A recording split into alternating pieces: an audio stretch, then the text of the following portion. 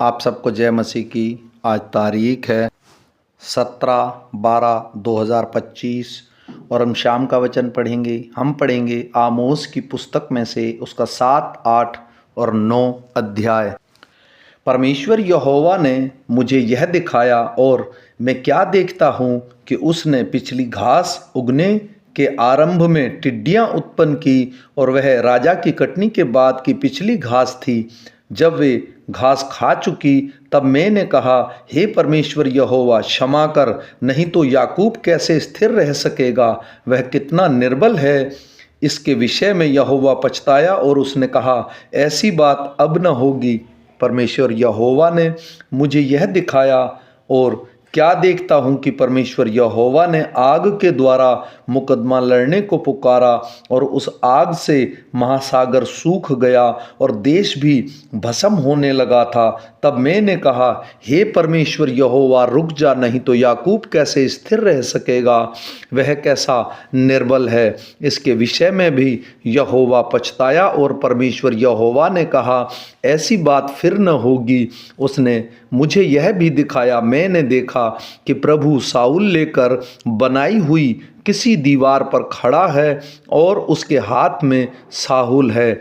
यहोवा ने मुझ से कहा, हे आमोस, तुझे क्या दिखाई पड़ता है? मैंने कहा, एक साहुल। तब परमेश्वर ने कहा, देख, मैं अपनी प्रजा इज़राइल के बीच में साउल लगाऊंगा, मैं अब उनको न छोड़ूंगा। इसहाक के ऊंचे स्थान उजाड़ और इज़राइल के पवित्र स्थान सुनसान हो जाएंगे और मैं यरोबाम के घराने पर तलवार खींची हुई चढ़ाई करूंगा। तब बेतेल के याजक अमासयाह ने इज़राइल के राजा यरोबाम के पास कहलावा भेजा, आमोस ने इज़राइल के घराने के बीच में तुझ से राजद्रोह की गोष्ठी की है। उसके सारे वचनों को देश नहीं सह सकता, क्योंकि आमोस यूँ कहता है, यरोबाम तलवार से मारा जाएगा और इज़राइल अपनी भूमि पर से निश्चय बंधुआई में जाएगा। तब अमावस्या ने आमोस से कहा, हे दर्शी, यहाँ से निकलकर यहूदा देश में भाग जा और वहीं रोटी खाया कर और वहीं भविष्यवाणी किया कर, परंतु बेतेल में फिर कभी भविष्यवाणी न करना, क्योंकि यह राजा का पवित्र स्थान और राजनगर है। आमोस ने उत्तर देकर अमासयाह से कहा, मैं न तो भविष्यवक्ता था और न भविष्यवक्ता का बेटा, मैं तो गाय बैल का चरवाहा और गूलर के वृक्षों का छांटने वाला था। और यहोवा ने मुझे भेड़ बकरियों के पीछे पीछे फिरने से बुलाकर कहा, जा, मेरी प्रजा इज़राइल से भविष्यवाणी कर। इसलिए अब तू यहोवा का वचन सुन। तू कहता है, इज़राइल के विरुद्ध भविष्यवाणी मत कर और इसहाक के घराने के विरुद्ध बार बार वचन मत सुना। इस कारण यहोवा यूँ कहता है, तेरी स्त्री नगर में वेश्या हो जाएगी और तेरे बेटे बेटियां तलवार से मारी जाएंगी और तेरी भूमि डोरी डालकर बांट ली जाएगी और तू आप अशुद्ध देश में मरेगा और इज़राइल अपनी भूमि पर से निश्चय बंधुआई में जाएगा। परमेश्वर यहोवा ने तुझको यूँ दिखाया कि धूपकाल के फलों से भरी हुई एक टोकरी है। जिसने कहा, हे आमोस, तुझे क्या दिखाई पड़ता है? मैंने कहा, धूपकाल में फलों से भरी हुई टोकरी। तब यहोवा ने मुझसे कहा, मेरी प्रजा इज़राइल का अंत आ गया है, मैं अब उसको और न छोड़ूंगा। परमेश्वर यहोवा की यही वाणी है। उस दिन राजमंदिर के गीत हाहाकार में बदल जाएंगे और शवों का बड़ा ढेर लगेगा और सब स्थानों में वे चुपचाप फेंक दिए जाएंगे। यह सुनो, तुम जो दरिद्र को निगलना और देश में नम्र लोगों को नष्ट करना चाहते हो, जो कहते हैं, नया चांद कब बीतेगा कि हम अन्न बेच सकें, विश्राम दिन कब बीतेगा कि हम अन्न के खत्ते खोलकर ऐपे को छोटा और शेकेल को भारी कर दें और छल से दांडी मारें कि हम कंगालों को रुपया देकर और दरिद्रों को एक जोड़ी जूतियां देकर मोल लें और निकम्मा अन्न बेचें। यहोवा, जिस पर याकूब को घमंड करना उचित है, वही अपनी शपथ खाकर कहता है, मैं तुम्हारे किसी काम को कभी न भूलूंगा। क्या इस कारण भूमि न कांपेगी?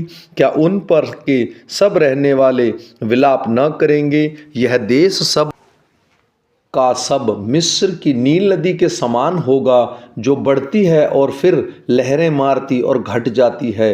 परमेश्वर यहोवा की यही वाणी है, उस समय मैं सूर्य को दोपहर के समान अस्त करूँगा और उस देश को दिन दोपहरी अंधियारा कर दूंगा। मैं तुम्हारे पर्वों के उत्सव को दूर करके विलाप कराऊंगा और तुम्हारे सब गीतों को दूर करके विलाप के गीत गवाऊंगा।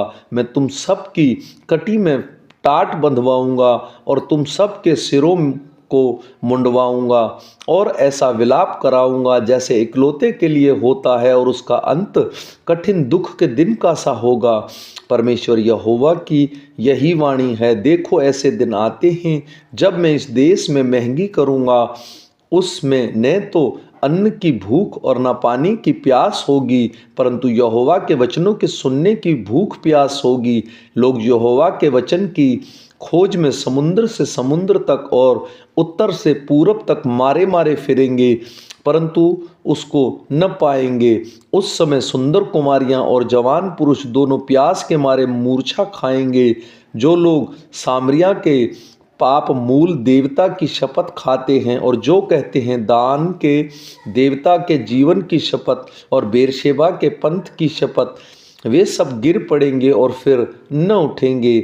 मैंने प्रभु की वेदी के ऊपर खड़ा देखा और उसने कहा, खंभे की कंगनियों पर मार जिससे देवड़ियां हिलें, और उसकी ओर लोगों के सिर पर गिराकर टुकड़े टुकड़े कर, और जो नष्ट होने से बचें उन्हें मैं तलवार से घात करूंगा।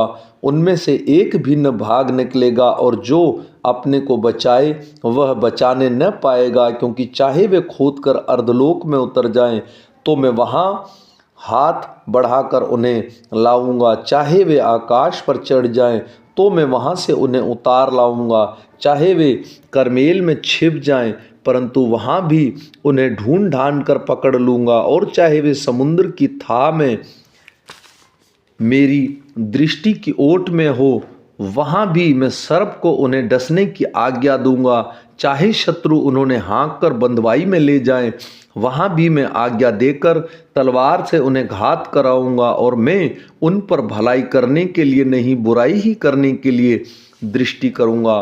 सेनाओं के परमेश्वर यहोवा के स्पर्श करने से पृथ्वी पिघलती है और उसके सारे रहने वाले विलाप करते हैं, और वह सब के सब मिस्र की नदी के समान हो जाते हैं, जो बढ़ती है और लहरें मारती है और घट जाती है। जो आकाश में अपनी कोठरियां बनाता और अपने आकाश मंडल की नींव पृथ्वी पर डालता और समुद्र का जल धरती पर बहा देता है, उसी का नाम यहोवा है।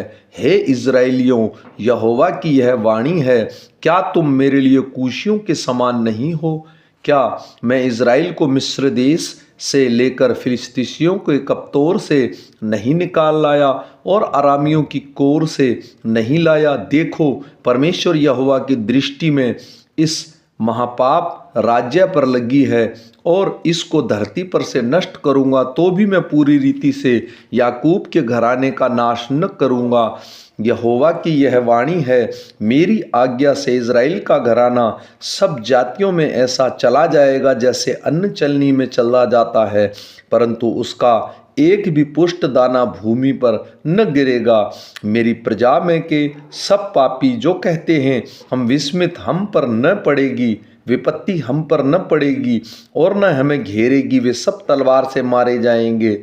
उस समय मैं दाऊद की गिरी हुई झोंपड़ी को खड़ा करूंगा और उसके बाड़े के नाकों को सुधारूंगा और उसके खंडरों को फिर बनाऊंगा, और जैसा मैं प्राचीन काल में था उसको वैसा ही बना दूंगा, जिससे वे बचे हुए एदोमियों को वरन सब जातियों को जो मेरी कहलाती हैं अपने अधिकार में ले ले। यहोवा जो यह काम पूरा करता है उसकी यह वाणी है, यहोवा की यह वाणी है। देखो, ऐसे दिन आते हैं कि हल जोतने वाला लवने वाले को और दाख रोंदने वाला बीज बोने वाले को जा लगेगा, और पहाड़ों में नया दाख मधु टपकने लगेगा और सब पहाड़ियों से बह निकलेगा। मैं अपनी प्रजा इज़राइल के बंदियों को लौटा ले आऊँगा और वे उजड़े हुए नगरों को सुधार कर उनमें बसेंगे। वे दाख की बारियां लगाकर दाख मधु पिएंगे और बगीचे लगाकर उनके फल खाएंगे। मैं उन्हें भूमि में बोऊंगा और वे अपनी भूमि में से जो उन्हें दी है फिर कभी उखाड़े न जाएंगे। तुम्हारे परमेश्वर यहोवा का यही वचन है। आमीन।